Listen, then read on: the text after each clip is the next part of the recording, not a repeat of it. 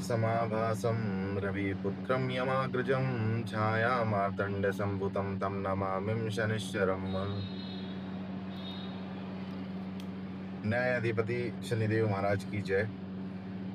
आज की जो हमारी चर्चा है वो शनि से ही संबंधित है। न्यायाधीश की पदवी पे विराजमान नवग्रह मंडल में न्याय के देवता शनिदेव सूर्यपुत्र हैं और इनकी माता का नाम छाया है। छाया नंदन इनको कहते हैं। आज हम जिस विषय की चर्चा करेंगे वो शनि की साढ़े साती, शनि की अढ़ैया और शनि के कंटक से संबंधित है कि कब लघु कल्याणी परेशान करती हैं, है ना। कब साढ़े साती का वो कौन सा चरण है जिसमें व्यक्ति अत्यधिक परेशान हो जाता है। साथ ही में पंचमस्त शनि आपको क्या क्या परेशानी प्रदान कर सकते हैं और उस समय आपको क्या क्या सावधानी रखनी चाहिए। आइए इस विषय को, इस चर्चा को आगे से विस्तार बढ़ाते हैं। द्वादशे जन्मगे राशो द्वितीये च शनिश्चरः सार्धानि सप्तवर्षाणि तदा दुखे युतो भवेत। अर्थात आपकी जो जन्म राशि है उससे 12वें भाव में, आपकी जन्म राशि के ऊपर और आपकी जन्म राशि से द्वितीय भाव में जब गोचर से शनिदेव भ्रमण करते हैं, इसी को कल्याणी साढ़े साती कहते हैं। साढ़े साती के अंतर्गत साढ़े साती के प्रभाव स्वरूप जातक अथवा जातिका को मानसिक संताप, शारीरिक कष्ट, ग्रह कलेश, धन संबंधित समस्याएं, आर्थिक उलझन, आय सीमित हो जाता है, व्यय की अधिकता बढ़ जाती है, आकस्मिक रूप से खर्चे सामने आते हैं, रोग एवं शत्रु भय बना ही रहता है। साथ ही में साढ़े साती में बनते बनते कार्य बिगड़ जाते हैं, उनमें विघ्न बाधाएं आ जाती है। संतान और परिवार संबंधित अनेक परेशानियां जातक के सम्मुख उपस्थित हो जाती है। तो जो साढ़े साती है शनि की, वो इस प्रकार का परिणाम देती है। किंतु हमेशा ही साढ़े साती कष्टकारी हो ऐसा नहीं है। आपकी जन्म पत्रिका में शनि अगर तीसरे, छठे, एकादश भाव में विराजमान है, तुला राशि में उच्चस्थ होकर विराजमान है, तो अपना शुभ परिणाम भी देते हैं। लेकिन वहीं अगर शनि आपकी कुंडली में, लग्न में, चतुर्थ में, पंचम में, अष्टम में, द्वादश में विराजमान है, तो ये नाना प्रकार के कष्ट अपनी साढ़े साती के अंतर्गत जातक को परेशान करते हैं। साढ़े साती के विषय में आपने जान लिया। अब आइए लघु कल्याणी, जिसको ढैया 2.5 वर्ष की जो समय काल अवधि होती है, उसमें शनि किस प्रकार जातक को आशीर्वाद प्रदान करते हैं। लघु कल्याणी शनि की ढैया। गोचर वश शनि जब चंद्र राशि अथवा नाम राशि पर,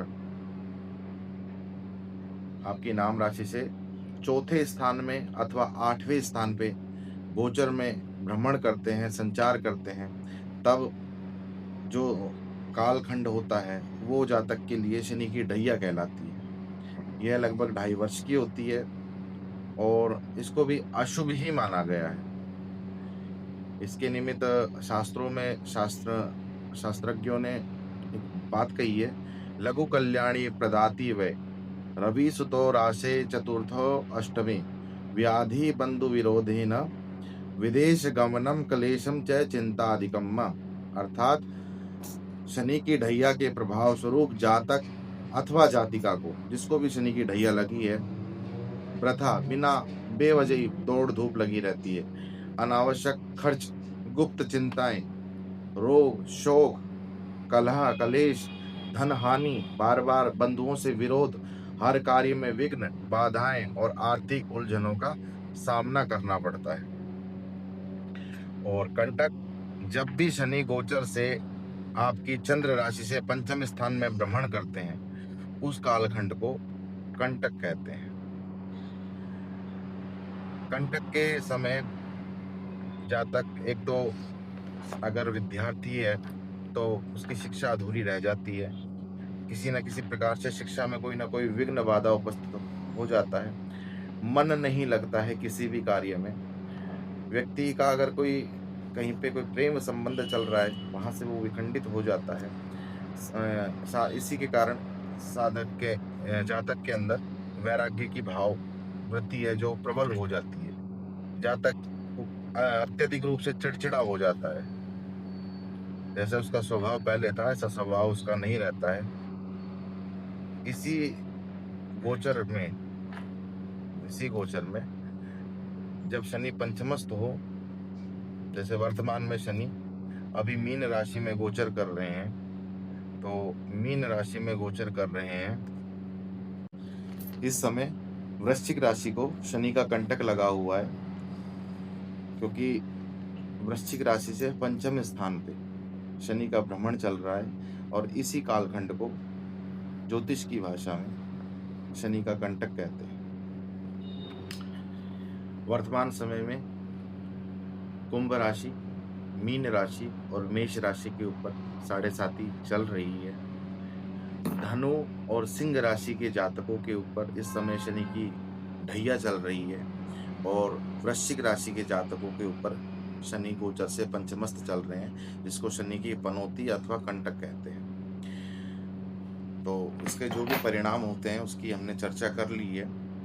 अब शनि की कृपा प्राप्ति के लिए हमें ऐसे कौन से दिव्य अनुभूत उपाय हैं जो अवश्य में करने चाहिए, जिससे हम शनि की कृपा के पात्र बने, ना कि शनि के कोप के। शनि के कोप अर्थात शनि की वक्र दृष्टि से बचाव के लिए नियमित रूप से रुद्र अवतार श्री हनुमान जी की उपासना करें। नित्य संध्या के समय पीपल वृक्ष की जड़ में आप तिल तेल का दीपक प्रज्वलित करें और किसी दक्षिण मुखी हनुमान जी के मंदिर में जाकर नित्य 7 बार हनुमान चालीसा का पाठ करें। शनिवार के दिन बंदरों को गुड़ और चना और केले का प्रसाद वितरित करें। गोला जो होता है उसका बुरादा, उसमें थोड़ी सी खांड मिला लीजिए और आटे की पंजीरी में उसका मिश्रण तैयार करके नित्य आप लगातार 43 दिन तक चींटियों को डालना आरंभ करें। अगर आपके ऊपर शनि की ढैया, साढ़े साती अथवा कंटक चल रहा है तो ये विशेष चमत्कारिक उपाय है। इसको नियमित करने से शनि की कृपा की प्राप्ति होती है। अगर आपकी जन्म पत्रिका में शनि केतु के साथ अथवा राहु के साथ विराजमान है, लग्न में, द्वितीय भाव में, षष्ठ में, अष्टम में, द्वादश में, अगर इन भावों में शनि राहु अथवा केतु के साथ युति बनाकर विराजमान है तो आप प्रेत शाप से ग्रसित हैं। आपको प्रेत दोष लगा हुआ है, जिसको ज्योतिष की भाषा में शापित दोष भी कहते हैं। अगर आपके साथ अनायास ही आकस्मिक रूप से घटनाएं घटती हैं और विशेषकर आपने देखा है कि आपकी जन्म कुंडली में जब भी शनि की महादशा, साढ़े साती, ढैया, शनि गोचर से पंचमस्त हो, शनि की अंतरदशा आए, शनि की प्रत्यंतर दशा आए, तब अनायास रूप से आपके जीवन में नाना प्रकार की व्याधि और नाना प्रकार के रोग भय उत्पन्न होते हैं। ऐसी अवस्था में आपको शनिवार के दिन छायादान अवश्य करना चाहिए। साथ ही में शनिवार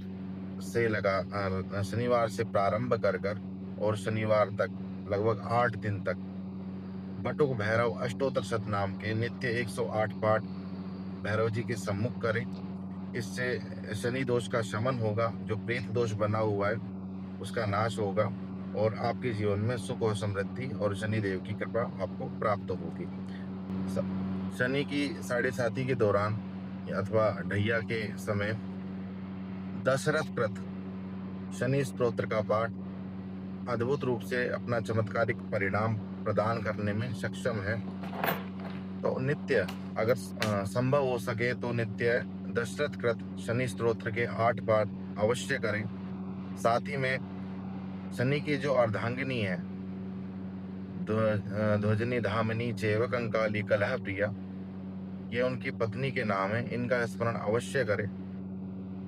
शनि वज्र पंजर कवच का पाठ भी आप कर सकते हैं। अब वीडियो के आखिर में आपको एक ऐसा अद्भुत शनि का स्तोत्र, जिससे शनिदेव त्वरित रूप से प्रसन्न होते हैं और शनि की वक्र दृष्टि के कारण जो आपको कष्ट प्राप्त हो रहा हो, उससे आपको छुटकारा मिलता है। साथ में शनिदेव की कृपा आप पर बरसने लगती है। शनि के 10 नाम, अगर आप नित्य 10 बार इसका प्रातःकाल पाठ करें तो इससे अतिशीघ्र ही शनि की कृपा जातक को प्राप्त होती है। शनि के जो 10 नाम हैं वो मैं आपको बता देता हूँ। कोणस्थ पिंगलो वप्रु कृष्णो रुद्रो अनंतको यमः सौरी शनिश्चरो मंद पिप्लादेन संस्तुतः एतानि दश नामानि प्रातरुत्थाय यः पठेत् शनिश्चर कृता पीड़ा न कदाचित भविष्यति। अगर आपको ये जो श्लोक मैंने बताए हैं, ये जो 10 नाम मैंने आपको बताए हैं, ये कमेंट बॉक्स में मैं पिन कर दूंगा, आप वहां से भी इसको प्राप्त कर सकते हैं। और एक अंतिम उपाय जिससे शनि की 7.5 अथवा ढैया में आपको विशेष सहायता प्राप्त होगी और शनिदेव की कृपा भी आपको प्राप्त होगी। शनिदेव का एक अद्भुत चमत्कारिक मंत्र है जो हमें हरिद्वार में किसी दक्षिण के साधु थे, दक्षिण भारत के, उन्होंने हमें बताया था।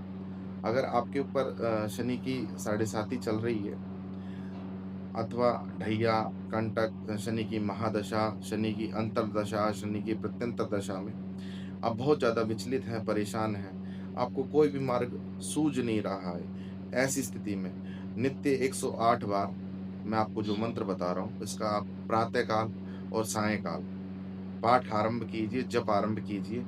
त्वरित रूप से 7 दिन के अंदर अंदर आपके ऊपर शनि की कृपा बरसेगी। मंत्र इस प्रकार है। सूर्य पुत्रो दीर्घ देहो विशालाक्ष शिवा प्रिया। अगर आप लिखना चाहते हैं तो लिख भी सकते हैं। सूर्य पुत्रो दीर्घ देहो विशालाक्ष शिवा प्रिया दीर्घाचार प्रसन्नात्मा पीड़ा हर्तु मे शनि।